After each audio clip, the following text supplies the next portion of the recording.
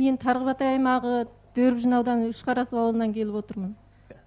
Мына қалпақ Жақсылық деген байдың бұрынғы біздің бабамыздың қалпағы 3 жыл болған, 3 ғасыр болған.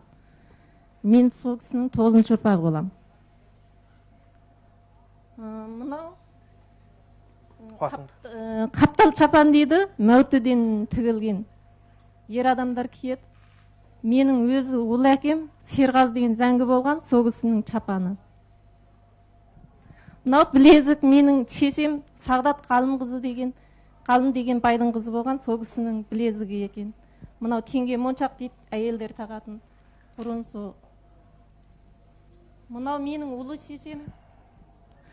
шешем Қайынжамал деген Серғазы зәңгінің әйелінің кимешек чылаушының жағы екен. Мынандай бұрынғы заманда мынандай бір зер жіппенен, мынандай металл, мына алтын сияқты бір ұсақ нәрселермен өте жіңішке кестеленген. Мынау сол кимешек чылауштың төбелдірігі дейді. Міне өте ұзақ жыл болғаннан кейін, 1 ғасыр болғаннан кейін осындай. Мынау қалған қиқымдар ғой, бұл шіріп кеткен.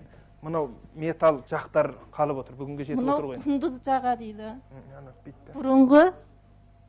Бұрын осындай жағаларды істетеді, қолмен тігіп киетін киім болғандықтан осындай жағаларды салып істеткен.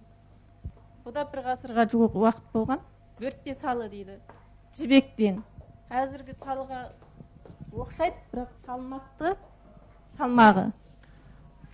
Ауыр екен, тәуір ауыр екен. Кезінде сол сауда керуендеріне сатып алды ғой ие бұны салы. Әзірде бар ғой енді осы бөртпе салы.